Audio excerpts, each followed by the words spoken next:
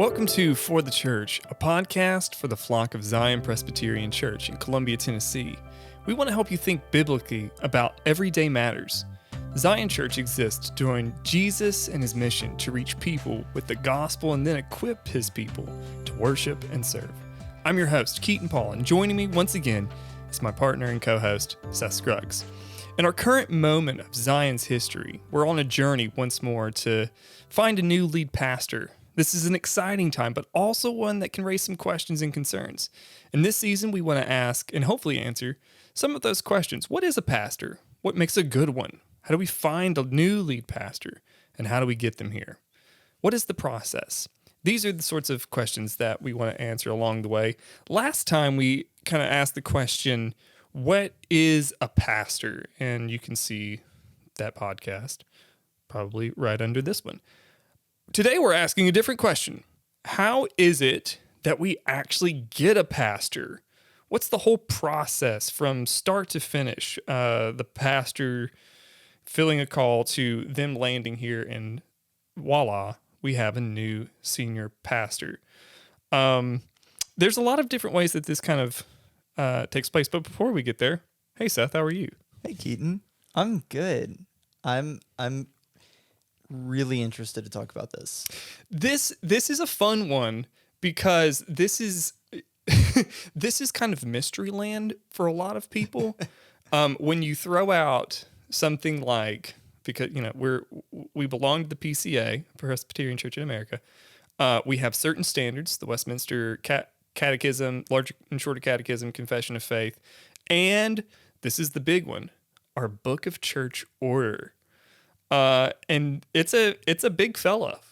Yeah, and this is the thing that I am probably the least familiar with. Yes. And that's most people. Yeah.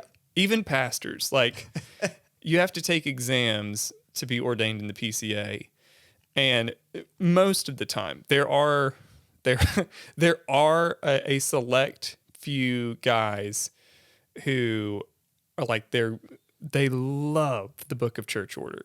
Even above, there are guys that really enjoy church history and awesome. And then there are guys that are really into biblical languages. That's cool. And there are guys that really love to dig deep in theological studies. But then there are guys, and there's like three of them, and they all, kind of are like arguing on the playground by the monkey bars about the Book of Church Order. And so this is kind of something that people don't often understand, the PCA's process via the Book of Church Order of getting a pastor here.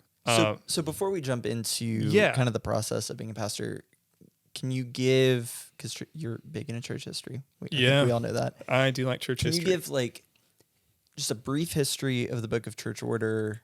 Oh. Just like bullet pointed, but then also like how binding is the Book of Church Order for Zion Presbyterian Church? Like, what role does that fit into with our relationship to the overall PCA? Yeah. Like, why a Book of Church Order as opposed to like us getting to decide how we do? Like, just like generally speaking, what is the purpose of a Book of Church Order? Oh, that's great. I wish I had thought more about the history of the Book of Church Order.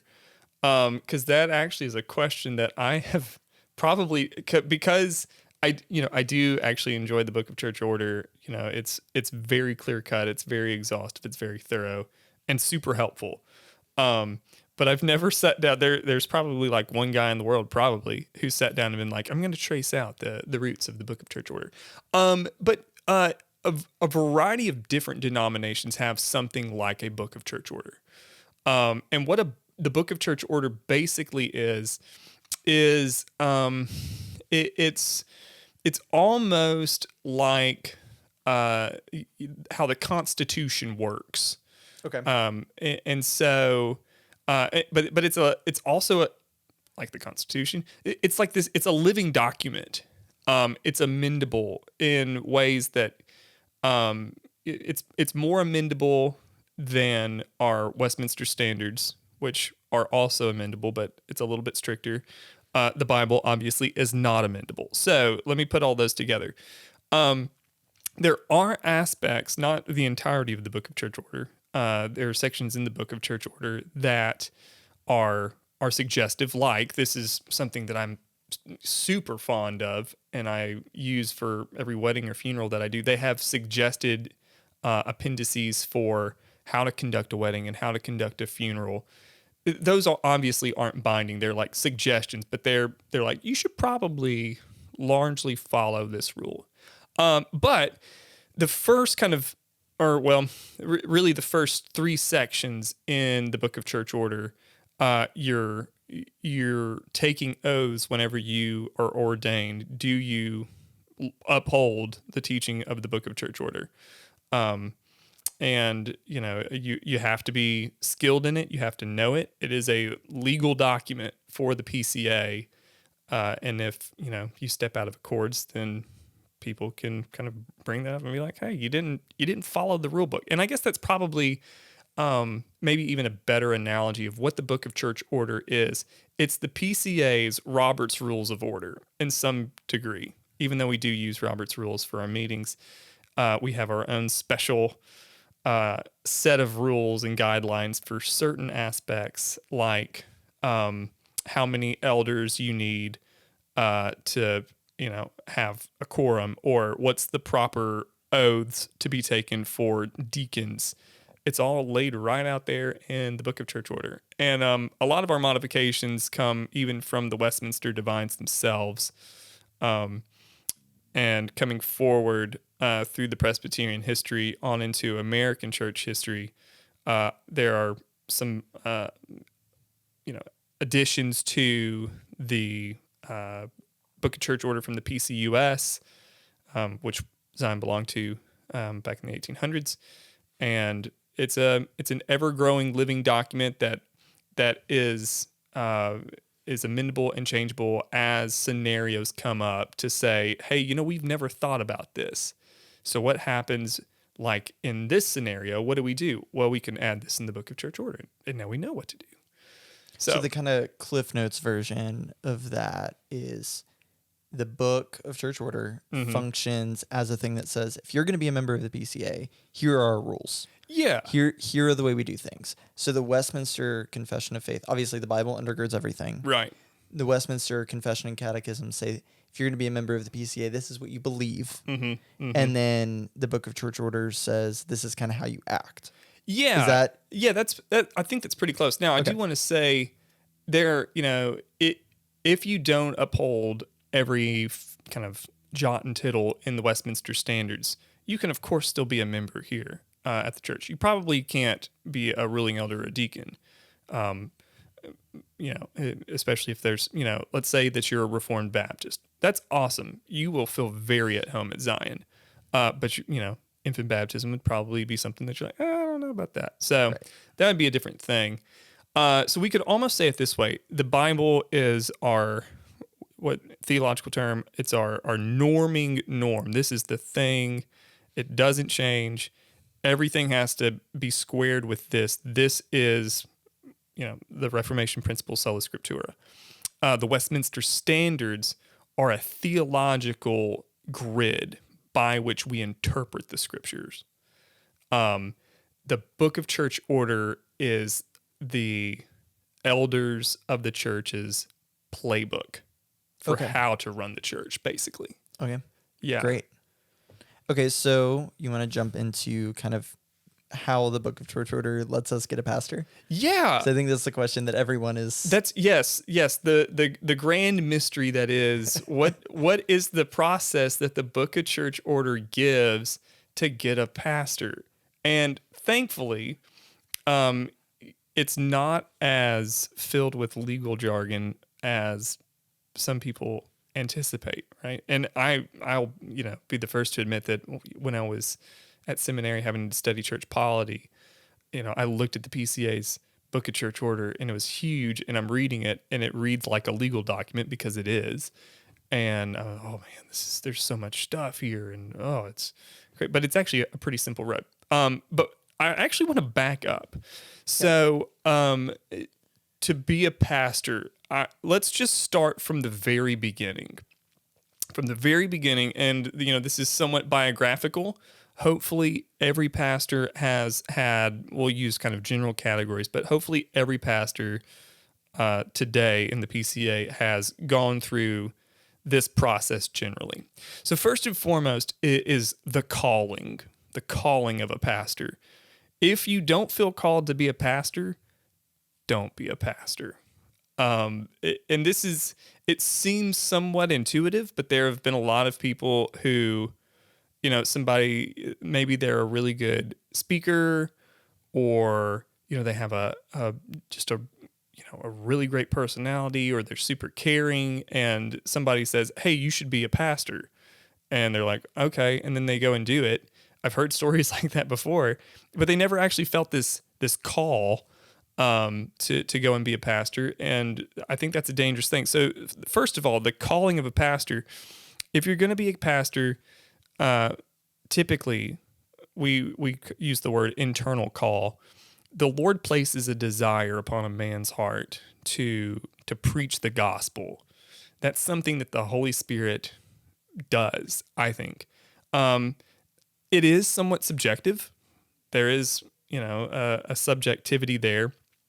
And so you can't just kind of run on an internal call of, I feel like I should do this. But that's actually really kind of the first step. Does this man feel like the Lord is prompting him to go and be a shepherd of the flock and proclaim the gospel? And oftentimes, in order to kind of figure that out, you take that to your church elders, and you say, hey, I think I'm feeling this call to ministry. And so they go, okay, great. Let's start testing gifts. And they, hand you things to do in the church, maybe teaching opportunities, whether that be, youth Sunday school, or a Bible study, or helping with jail ministry, or even serving alongside the diaconate, to just get an idea of what's the Lord doing here. And as that kind of unfolds, if they're starting to see, yeah, I think the Lord has gifted you, and this is an affirmation of that internal call. I think the Lord has gifted you in this way to be a pastor. You have these gifts that are listed in the Bible for what a pastor should be. From there, you go, okay, well, maybe I am called to be a pastor. I feel this internal call. My church has affirmed that they see these gifts to go and do ministry. Now what? So I wanna talk about that for a second. Actually, the point that you made about kind of testing that internal call, I think that something very, very important in that is that testing of the call is not, oh, you said you want to, that the Lord is calling you, let's put you in a position of leadership. Right. Which I think is a story that you hear frequently. Yeah. But instead, the process that you're outlining there is one that says, okay, you say that you want to be a pastor. Let's actually put this to the test and see, when we put you in these positions of leadership, number one, we're not just putting you in a position of leadership in front of the entire church, ready to preach on Sunday morning. Right. It's not the 12-year-old who comes and says, I'm going to be a pastor. Okay, preach Sunday. Yeah. Like, right. It's not that, but it's not saying like, oh, we don't really believe you. It's saying, okay, you want to be a pastor. It kind of almost is saying there's a lot of hard work that it takes to be a pastor. There's a lot of certain gifts, like you said, that you need to have in order to be a pastor. Yeah. There's certain skills, there's a certain temperament Absolutely. even that it takes to be a pastor. So we're going to put you into positions where that needs to be tested. Yeah. And then you come out of it and say, oh no, wait, I just like talking, or yes, this is what God is calling me to do. I feel alive in this thing that the Lord is calling me into. So I think that's important to clarify, because I think, at least for me, a lot of the stories that I've heard from pastors are like, well, I felt called, and then, I was 16 and they put me in front of the church. And that's not what's in view in what we're talking about here. Yeah, no, there are certain traditions where that's totally a thing. Yeah. You have, 10-year-old little Jimmy who feels called, which, by the way, if you feel called to the ministry and you're 10 years old, praise the Lord. That's amazing. And I'm sure the Lord does do that in the lives of even small children. Case in point, our dear brother and prince of preachers, Charles Spurgeon, felt a call at a very young age. Now, he should not be kind of like the norm of the process of becoming a pastor. But still, I think, there's something to be said of both. It shouldn't be the thing of I feel called to do this, and mainly because I'm, a really good leader or a compelling speaker, or I get stuff done. I've got a CEO mentality and I can grow this thing. That has happened in the not so distant past in the history of evangelicalism in America, and things go really poorly when things like that happen. So having both the internal call, I feel this weight to proclaim the gospel, and having the church come alongside and say, yeah, we think we see that too, and we think you have the gifts and the temperament, is that's important. So Yep. Yeah. So that's internal call, and somewhat of an external call too. It's an affirmation of that internal call. From there, at least in the PCA, this is not everywhere, but in the PCA, you need a seminary degree normally. There are instances where you can become a pastor without a degree from a seminary, but typically you need a degree from seminary, and also typically from one of the Reformed seminaries in the country, accredited seminaries. So the big kind of suppliers, if you will, of pastors, seminary degrees, pastors in the PCA would obviously be our denominational school, Covenant Theological Seminary in St. Louis, Reformed Theological Seminary, which it has several campuses, several different places. That's my alma mater.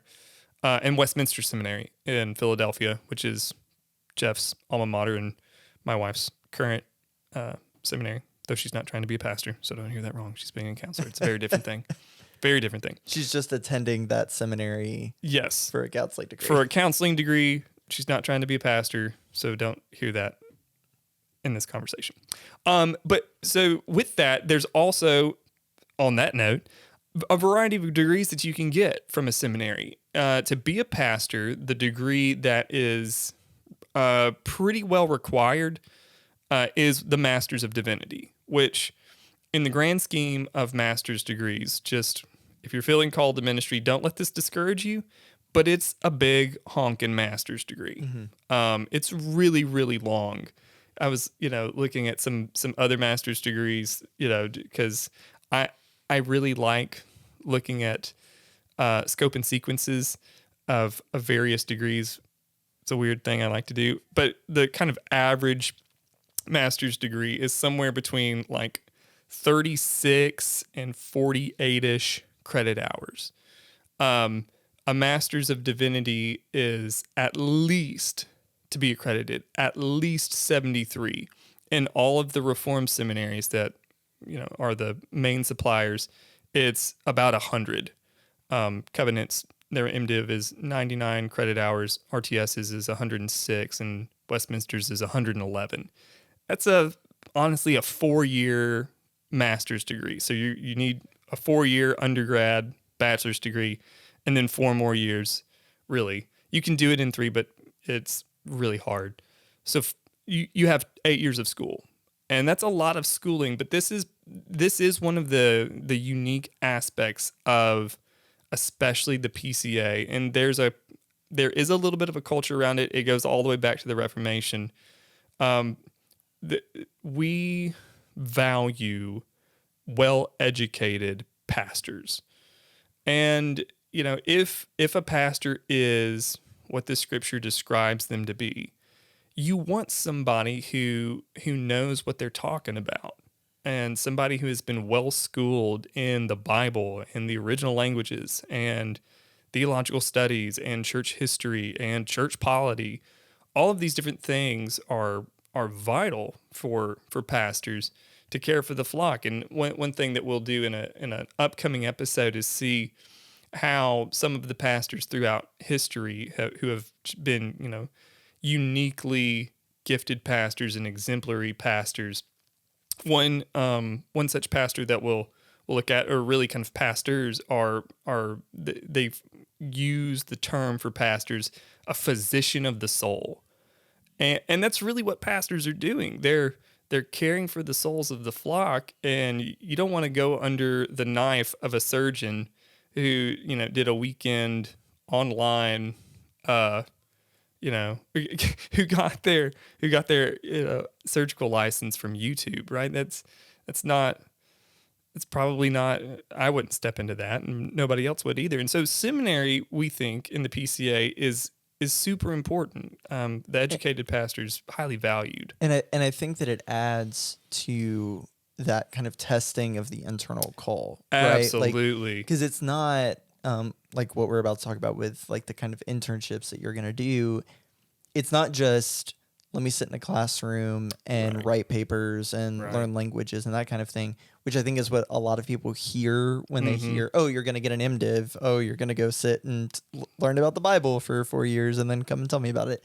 But it's more than that. It's very, there's a lot of practical stuff. I know a lot of, having gone to college in Jackson and being around that kind of RTS world, I know a lot of people who are right now in seminary doing very practical ministry things. Yeah. And so it's that testing of that internal call that we were talking about, how it's not just, oh, you need to go and learn biblical theology, which is very important, and you need to learn church polity, which is very important. It's, okay, is this actually what you want to do? Yeah. Like, I even going, it's like a trade school or anything else, like you go into college and you realize, oh, I just like the idea of this thing. Yeah. Oh, it's so true. And I think the best seminaries do that. The best seminaries are able to, at least to some degree, give you a taste of what ministry's like. And so, you step into seminary because you're bookish and you enjoy dense theology and reading that. And then you get there and you get a semester in and you've got a counseling class and you're in a counseling type situation and you go, yeah, I really just don't care how you feel about anything. I just want to talk to you about theology. Well, maybe pastoral ministry is not for you.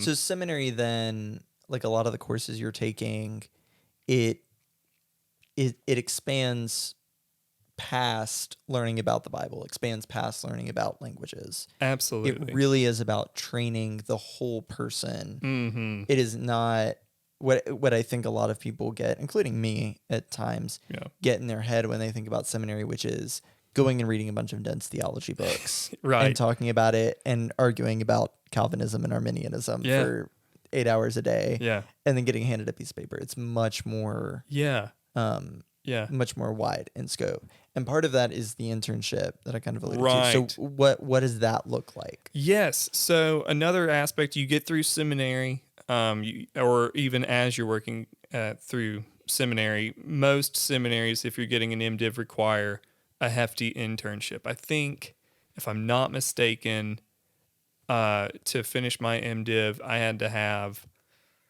like a 500 or 600 hour internship, something like that, a very lengthy internship, to where you are actually at a church doing ministry with the oversight of a pastor who's kind of working you through it.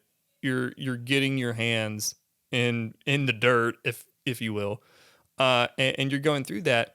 What's interesting though is, so almost every MDiv, especially in Reformed seminaries, requires an internship. Almost all of them, even with an internship like a 500-hour internship, the PCA actually requires an even longer internship. I think it's something to the tune of like 1,000 hours.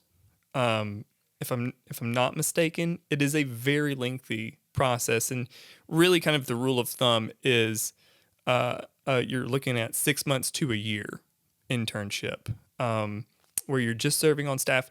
This is even before you're kind of considered ordainable. This is another aspect. So let kind of break down here. Let's say, or kind of my story a little bit. Went to college, felt a call to ministry at the end of my junior year, finished out undergrad, 4 years, jumped right into seminary, 3 years in Jackson, Mississippi, came home, started an internship, and then started working. It's at that point that you've been at this a really long time. You've had so many checks and balances. The internship really is one of those last stages of saying, is this internal call legit? If you're still in the game, if you will, at this point, then yeah, maybe you are called to ministry. So it's a lengthy process to that point in particular. Yeah. So talk me through, like, what did your internship look like? What did it entail? I know you did part of it with First Baptist. Did you do part of it here as well? So I did. I had a long history at First Baptist. A lot of friends there.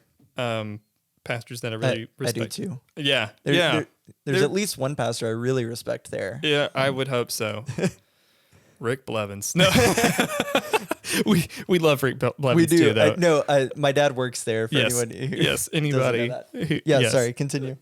So for my MDiv, I actually did an internship at First Baptist because at that point in time, I was thinking that I was going to do ministry here in a more Baptist context, kind of the tradition I come from is the Bible Church. You can see that in the previous podcast. To do something in that. So I wasn't really thinking PCA, even though I had been trained by Presbyterians at basically a Presbyterian seminary. So I wanted to come back and kind of have that sort of internship. So that was for my MDiv. Then after that, I was serving alongside my dad at the church that he planted back in 2010. And, by this point, it's probably 2018, 2019. I bumped into, by accident, a friend introduced me to the one other RTS grad in Murray County. His name was Paul Joyner, at a barbecue festival. And it's probably because Schaefer's was there. And the barbecue place that Paul loves. And so it was there, we meet up, we had lunch. He did so probably just because he felt bad for, this 20-something kid who didn't know what he was doing with his life and had an MDiv from RTS. And he said, hey, we need a Bible teacher. You want a job teaching high school Bible? And I needed a job and thought, well, teaching the Bible sounds fun. So let's give it a go. So I taught Bible for probably 2 or 3 years and served alongside my dad before finally I felt like it was the time to move into the PCA. And then I started the process of ordination in the denomination of the PCA. And a lot of my internship was counted, not from First Baptist, but because of my experience teaching at the school. So, okay. Which was 1,000 hours happened really, really quick teaching. Yeah. Yeah, I bet it did. Yeah. So at this point, well, and let's just keep using you as an example in this. You finish the internship, so you have your MDiv. Yep. You have kind of done some internship hours. You're working at the church. You're working at the school. You came in mid-2020. Is that right? I started at the church January 2021. Okay. I think that's right. Cool. So January 2021, you're now kind of working at the church, you're working at the school. You're starting that process of ordination. Yes. You didn't finish that until August of 22. August? Yeah, August of 22. So why does it take so long? What are you doing for a year and a half that take so long to become a pastor in the Yes. PCA? Yes, that's a great question. And honestly, my timeline was shorter than a lot of guys is. There are some who can get through it quicker because they'll do a variety of things while in seminary that I didn't do. But mine was not particularly long. So here's kind of the process. One, especially if you're not a member in the PCA, in order to even begin the process of ordination, you have to be a member of a PCA church, I believe, for at least 6 months, which kind of makes sense. And so you have to be in a PCA church, a member at least 6 months. Then after that, if you're filling the call and your elders have examined you and they also sense that there's this call, maybe you've even started seminary or finished seminary in my case, you go to the presbytery and you're examined to come under care. And what that means is they basically sit down with you and say, okay, one, can you give us a credible profession of faith? Which, to be a communing member at Zion Presbyterian Church, you have to have one of those. Whatever that may be, whatever your story is of how Jesus transformed your heart and brought you to Himself. So you give Him that. Then you kind of describe your sense of call. Maybe you describe the ministry that you're feeling called to. You give some experience. You tell them, what the church thinks your gifting is, and typically, most often at that point, hopefully by that point, somebody, if you're not called, somebody stopped you, and so they hear you and say, okay, yeah, we think you're called as a presbytery. We think you're called, or maybe you're not called. It could go either way. But so you come under care, and you're under care typically while you're doing your internship, which is another 6 months to a year. While you're doing your internship for that 6 months to a year, you're beginning to study for exams. And there are really two main kind of chunks in the marathon that is the ordination process and the examinations that kind of go thereof. I did it. Some people try to take them at once. That's crazy.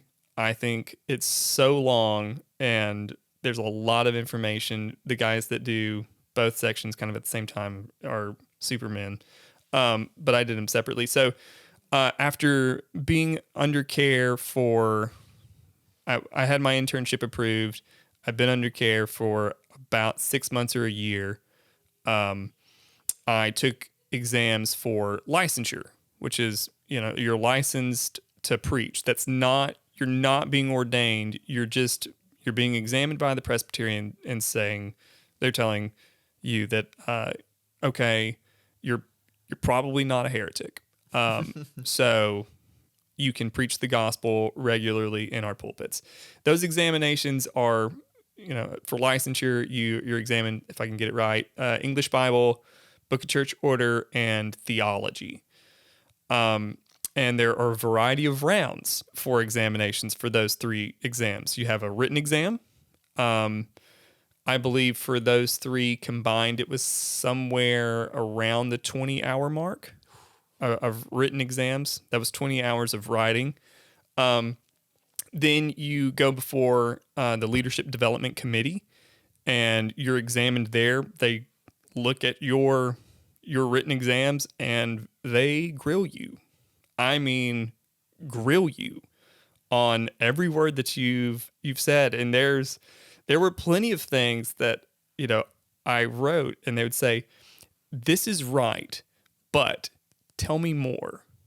And that's always the scariest thing in the world, because you're like, if I tell you more, there's a good chance that I'm going to say something really dumb.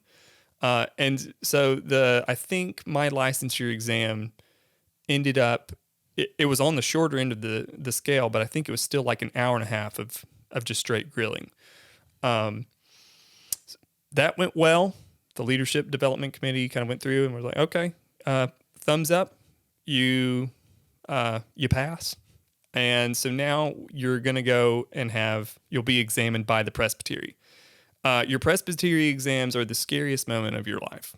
I wasn't one of these guys, but I do know guys who, like, before they step up for presbytery exams, they like go and probably vomit everywhere. Because you're going to go stand before a room of literally the most highly trained pastors and theologians, honestly, in the world, and open yourself to any sort of question and scrutiny to follow.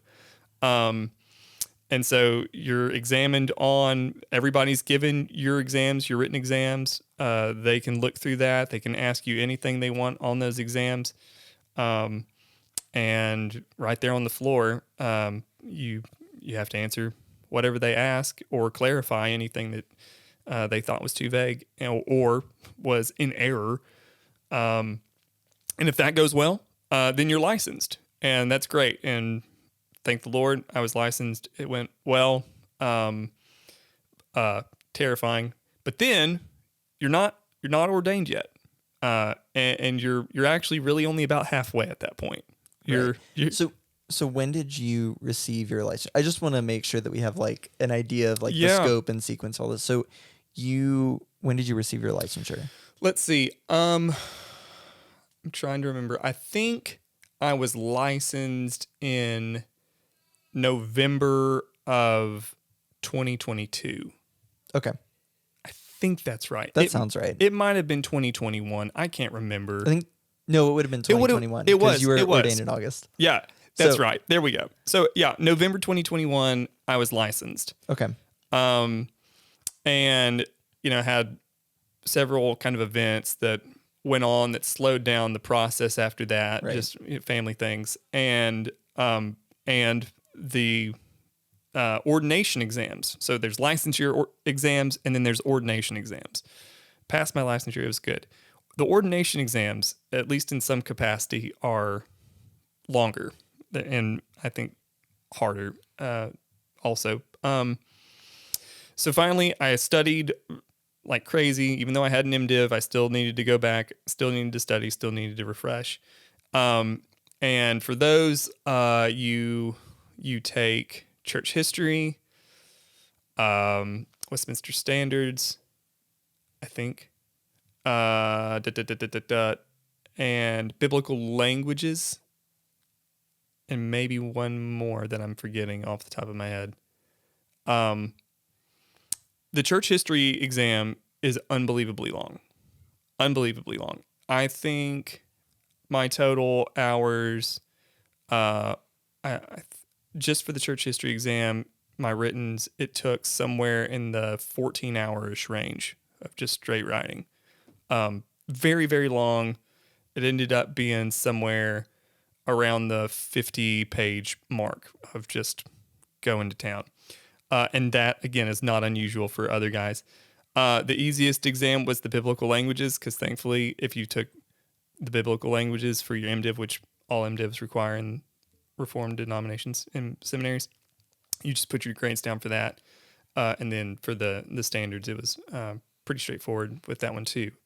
But anyway, so both for licensure and ordination exams together, it was close to 50 hours of total writing just to kind of do that. And then you go back through the process again of you go to the committee, they look at your written exams, they grill you on what you either got wrong or were too vague about, or maybe worded weirdly, all of that. And then you go to the presbytery floor and they examine you again. I did that would have been summer of 2022, and then was ordained in August. So that was about a year process, I think. Yeah. All things total, of coming under care, licensure, ordination. Okay. So your story is a little bit different in this regard, just in general, because you were already in a capacity where the church, like you were working at a church. Right. And you were going through that process, slowly becoming a pastor at that church. Right. Is that common for a lot of people in the PCA? Yeah, it's pretty common. So another rule for ordination, the only way that you can actually take the ordination exams and then be examined for ordination is if a church is giving you a call to be their pastor. Okay. So, so you can't just, be, like, Like a free range. like a free PCA range guy. pastor. Yes. Yeah. Okay. That's just it isn't a thing. And you can't just kind of wake up and say, hey, I'm going to take my ordination exams. Now I got my certificate. I've got my MDiv and I got my ordination certificate. Now I'm going to go look for a job. Right. You actually have to find the job first and then. So all these things are kind of happening concurrently. Yeah. Where you're doing your exams, you're kind of doing your internship licensure, all that stuff is kind of overlapping. Right. You're showing that you are going to be a qualified pastor, essentially. Right. While you're going through the ordination process. Yeah. You're going through that ordination process because there is a church somewhere that has said, we believe that you're called to ministry. Right. We are supporting you in a way through this ordination process. Right. And then we want to bring you on to our pastoral staff. Right. Yep. So you come on staff and then now you are, and so that kind of call from a church happens within that. Yep. That's and right. then you're a pastor. And then you're a pastor. Great. You're now ordained, right? You pass your ordination exams. You have an ordination service where the elders of the church, lay hands on you, and you're now officially the Reverend so and so. Yeah. So your whole process, and with some fits and starts Right. in there, is about 5.5, 6 years. Yeah. Does that sound right? Yeah. Okay. Yeah. So that's how you do it. Yeah. When you become a pastor for the first time. For the first time. For the first time, that's how that works. Right. We are in Zion. We are in a little bit more of a unique situation where we have had a pastor for many years. Right. We have 2 pastors on staff. Right. But we are looking for a senior pastor. Right. So maybe before we get into like the exact process, what differentiates a senior pastor in our denomination from, say, you and Jeff? Yeah. Which remind me of your guys' titles. I am the assistant pastor of discipleship. Jeff is the assistant pastor of congregational care. Okay, so what differentiates a senior pastor from those titles? Okay, so we, the PCA likes to use terms with caveats. So, back to last week, we have two different functions of the office of elder. You've got teaching elders, TEs, and ruling elders. There are different kinds of teaching elders. And so, follow me here.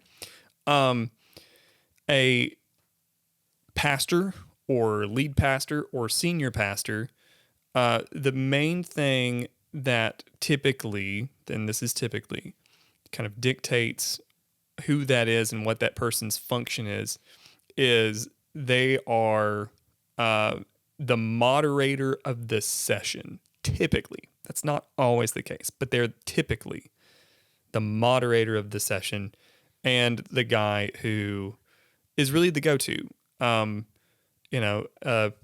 You can, I think, rightly use the term chief among equals. They're kind of casting the vision for this is where the church is going. Typically, they're moderating the session. They're organizing it. They're directing the meetings. They're directing and leading the elders. That's typically how it goes. There's another category of teaching elder called an associate pastor.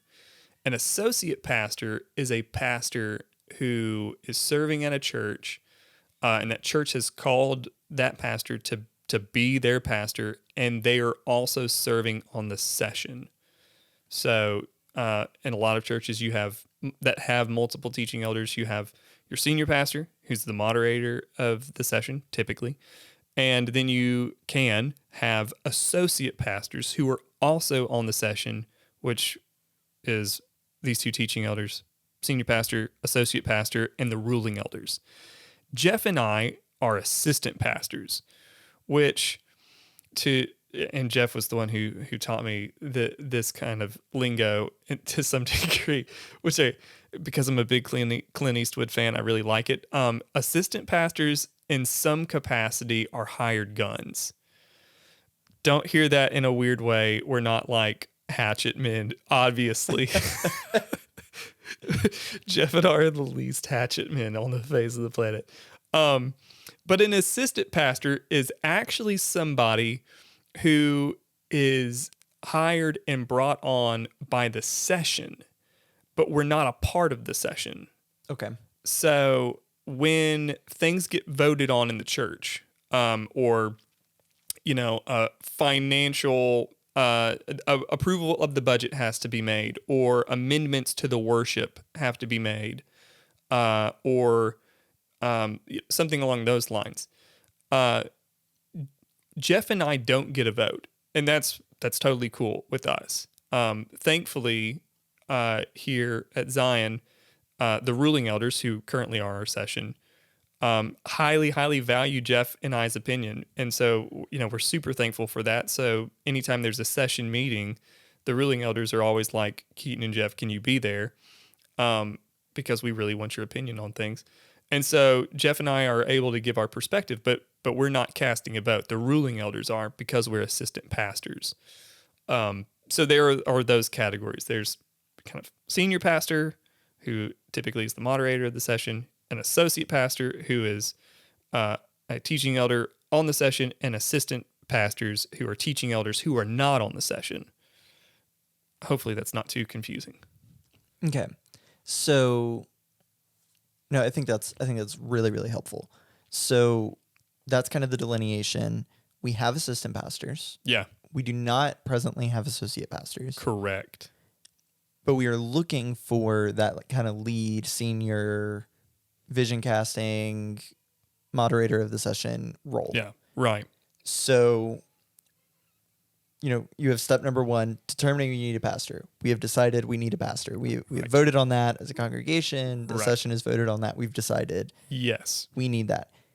What is our next step? That's a great question. So this all of the previous was really just laying the groundwork to say anybody who we call to be our next pastor is a very, very qualified man. So there's that. Now we're getting into the real process, though. We've determined we need a new senior pastor.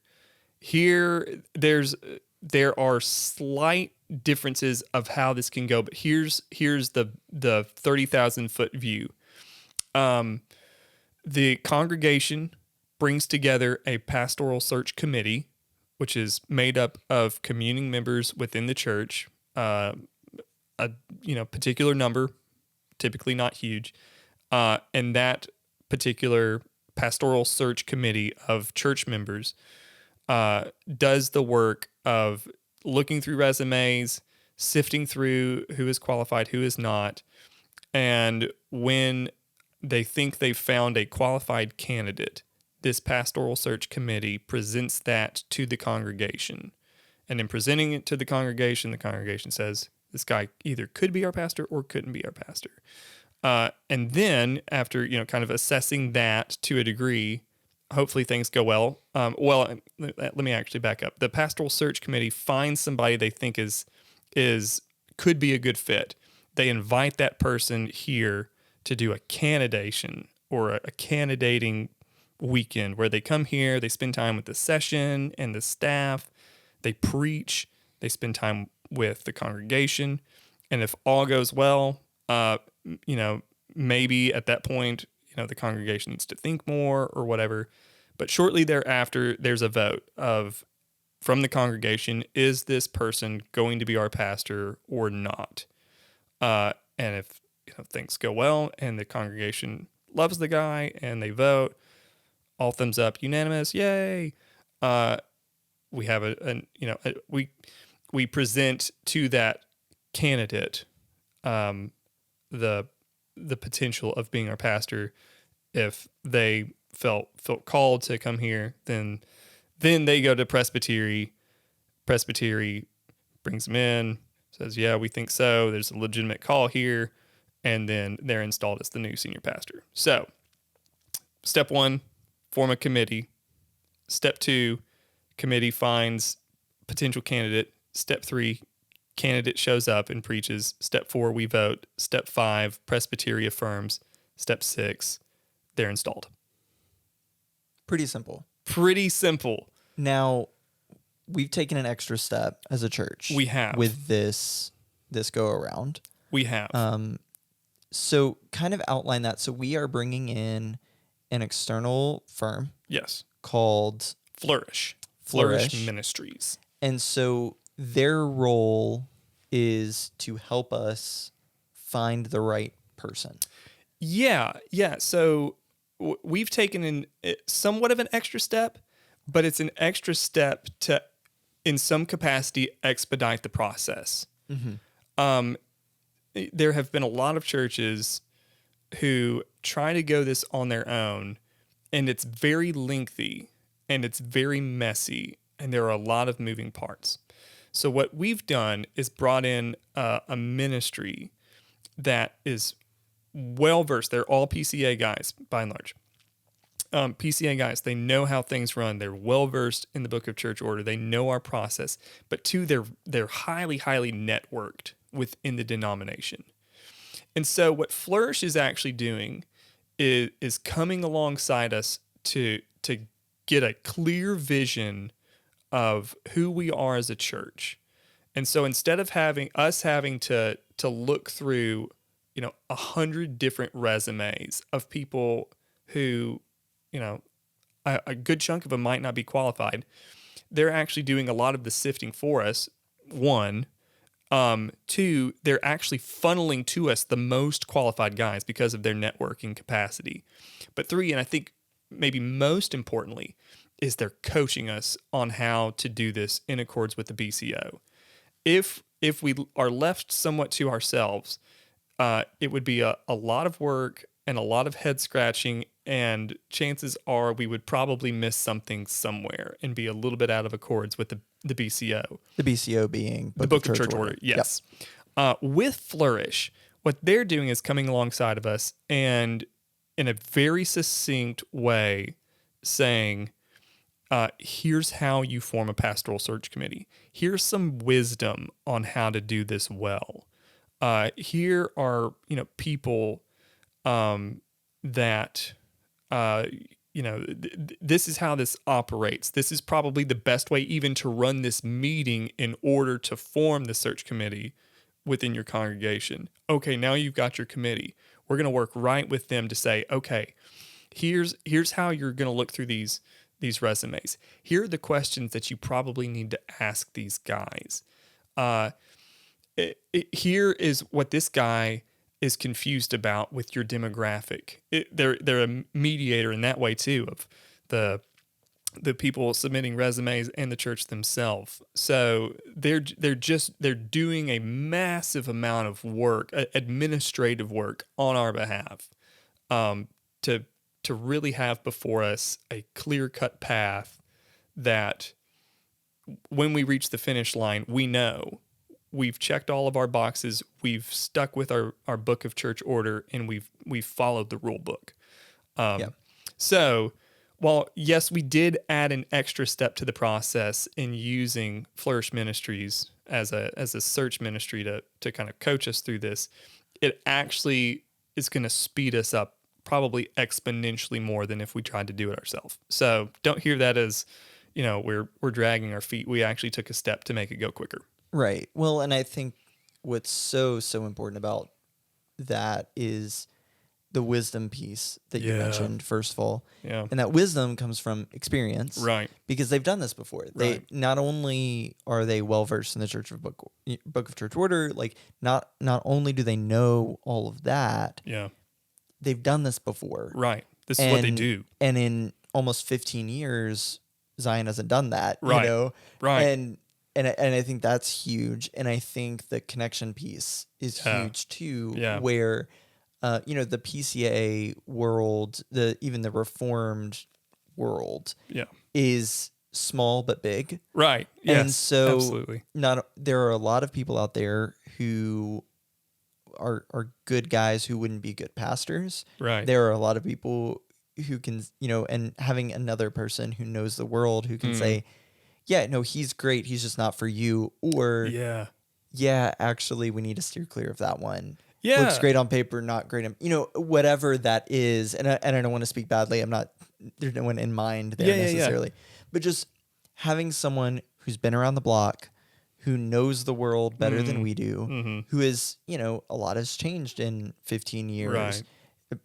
The internet is huge, and you can't really believe everything you see about somebody on the internet. And so being able to have these first person connections, being able to have the experience of having done this before recently is going to be huge. And having, I alluded to it last week, and I'll continue to talk about it, but like having been in environments where the church was hiring pastors, was looking for pastors. In the world that I was in, was a little bit different than this process, but honestly, in a lot of ways, very similar because of the size of the church. There were committees and that kind of thing. And not having somebody to come alongside and coach and lead with wisdom, led to, bad hires, for lack of a better word. I mean, that's what it is. It was a bad hire. And so I've seen that happen. And it's very sad and it's very hard on the church. And so having somebody who can be there and coach us. And just to reiterate, ultimately the search committee is made up of members of Zion Presbyterian Church. The search ministry, and you can correct me if I'm wrong, the search ministry is not going to go like get one guy, say this is your pastor, bring it to a committee, and then that's our pastor. Like that's not that. It will be a search committee. A lot of what we've been doing, a lot of that groundwork through the surveys that have gone out, those things are in order to help establish a base for who should be on the pastoral search committee, who should be in these meetings and in these positions. Right. Well, that too. And another thing that they're going to do is give us a different layer of objectivity. So they part of their job is to get as clear of a picture as possible as to who Zion is and what Zion needs in the next senior pastor, which is a very unique set of gifts. Right. And so one of the things they'll be able to do that I think we'll need is to, somewhat like you said, look to a guy and say, this guy's a great pastor. He would not be a great pastor for Zion. Right. And to do some of that work on our behalf, they're not coming in and handing us one resume and saying, basically, this is your guy, hire him. They're gonna look to the guy who maybe has, has experience in a 60-member church in rural Mississippi, and they're going to look at that and say, this is a resume, this is an option, he has put this in, probably not your guy. Could be, but here are reasons why. Here's a guy who has been in a very similar church with a school, who knows how things work, and we think that culturally, the DNA of Zion, being what it is, maybe this guy we would put at the top of our list. And interestingly enough, this guy wasn't really looking, but we knew him. And so we asked him, and he's interested. That's oftentimes that's how pastors get hired. Nobody actually puts in, not nobody. Regularly, guys don't put in resumes, but somebody at a search firm goes, hey, we think you'd be a good fit here. Would you be willing to check it out and see? And sometimes that's a yes, and sometimes it's no. So they're helping us with that. The ultimate vote for who is saying we think this could be a candidating pastor is left to the committee, which is made up exclusively of communing members of Zion Church. And then for that person to be voted to be the pastor here at Zion, it is a congregational vote. So it's not that even the session votes on the next pastor, and then, like it or not, the session made the decision, and now you just have to live with it.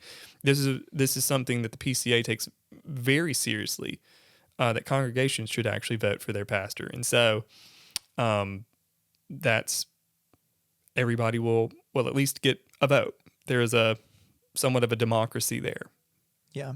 Do we have a kind of timeline? I mean, I know the ideal and the idea is that we are going to take the time we need to find the right person. Right. But is there kind of a very, very, very, very soft number that's floating around? Well, so much of this is determinative on who applies and when they apply. So let's do this. When is it that let's start by asking the question, when will the pastoral search committee start? And when will that happen? This next month, hopefully in October, Lord willing, Flourish will begin coaching the session on how to run the meeting to form the pastoral search committee. Now, again, the session is not the de facto pastoral search committee. That's made up of congregants that can have members of the session on it, and quite honestly, I believe it should have members of the session on the pastoral search committee. But there is a congregational meeting that's called to have a pastoral search committee voted on members. Oftentimes, and probably how this will go, is there will be given, like, you want somebody that's been here for 20 plus years, and you want somebody that also has young children, and you probably want an elder on it, and you probably also want a female on this committee, which it's not an ordination thing, so we're not going against our complementarian convictions here, but women can serve on committees, and you want a woman's voice there too, to just represent the full body of that. And so there can be a suggested slate, but ultimately the deciding factor comes down to the congregation, which will happen at a congregational meeting that the session will lead, then picks the pastoral search. So Flourish will contact us in October, kind of coach us through how to do that. Hopefully, somewhere soon thereafter. I don't want to put a definite stamp mark, because you're looking at November by that point, and the holiday season, Thanksgiving, Christmas, things can get pretty dicey. Maybe we can do it then, maybe not. I don't want to put a timestamp on it, but shortly thereafter, we have that congregational meeting. The pastoral search committee is voted on. Then, because we're working with Flourish on this one, that committee now is in contact with Flourish, and they're working through resumes from that point on. So this is, again, very, very soft number of sifting through resumes, probably somewhere early 2024, which is a pretty quick timeline. Yeah. And also, most, if not all, honestly, all of them should. All of the resumes that we're going to be looking at for a senior pastor or a guy who's already ordained. So the transfer process from one church to here is much, much quicker than ordination. That guy's already gone through all that, and that can be done very, very swiftly. So it could be, as short as early 24, maybe. That would be unbelievably fast, maybe too fast, but theoretically could be done early 24 or thereafter. We're calling a new pastor. Yeah. So this is a relatively slow process. In the grand scheme of things. Yes. But not an idle one, which Right. I think is could be a concern. Is just like, are we even doing anything? But we are. Right. There is movement, and there just some behind the scenes things kind of happening. Yeah. There's some behind the scene things, which while they're behind the scenes, is being communicated Yes. The session Yeah. has determined and committed to having monthly updates of this happened this month. This is what should happen in the next month. And so, while there's a lot of groundwork that the session has to do in forming these committees, and there's a lot of groundwork for the committees themselves, all of that will be transparent. We're not hiding anything. For sure. And so there's also this, I think there's a good tension here of we won't have a new pastor next week, which is great. Because just think about this, if we stepped into, church, not this Sunday, but next Sunday, and we were saying, behold your new pastor, what does that mean? It means that a very small number of people, without your vote, brought in a guy who you don't know, which does happen. There are denominations and traditions that is actually the process. You don't know the guy. You've never met the guy. A small group has picked, and that's your new pastor. That's not good. And, that should cause a lot of room for fear and anxiety of who's our next pastor going to be? While also the length of time and the thoroughness of the process, I think, is really, really good, because one thing that the PCA does is there are so many checks and balances in everything that we do, while also having as many voices represented as possible. So, a broad committee to help sift through the resumes, and then a whole congregation vote, all communing members vote on who your pastor will be. So you've met the pastor, you've heard him preach. If he's married, you met his family.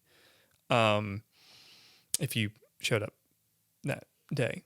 So this is, while it is a lengthier process, there shouldn't be surprises. And that's the beauty, I think, of our process, is it's very clear. It's given to us in law, Book of Church Order. And so because of that, there should be no surprises. It maybe is a slower process than a lot of people would want. But I think it's really the safest process out there. Well, I am incredibly grateful for your wisdom and your leadership, and you taking the time to do this. Well, this was fun. If people have questions, we are going to do a kind of Q&A episode coming up, so they can email them to your email, which is keaton.paul@pcazion.org. That's a lot of different things. If you can find it on the church website. Yep. And we'll put a link. I'll put it in the show notes as perfect. well. Great. What are we talking about next week? Next week we're actually going to get into some great pastors throughout church history and what made them exemplary pastors. Why looking at them could help us get a picture of maybe who our next pastor could be. And so I'm really excited for that, and to go on this journey with y'all. Great. Thanks. Looking forward to it.